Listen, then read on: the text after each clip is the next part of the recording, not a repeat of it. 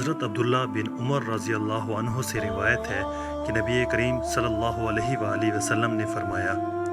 ایک بے درد اور بے رحم عورت اس لیے جہنم میں گرائی گئی کہ اس نے ایک بلی کو باندھ کے بھوکا مار ڈالا،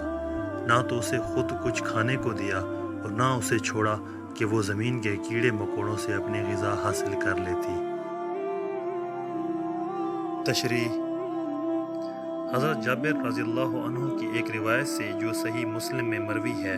معلوم ہوتا ہے کہ یہ بے درد اور بے رحم عورت بنی اسرائیل میں سے تھی اور حضرت صلی اللہ علیہ وآلہ وسلم نے شب معراج میں یا خواب یا بیداری کسی اور مکافشہ میں اس کو دوزخ میں مبتلا عذاب دیکھا۔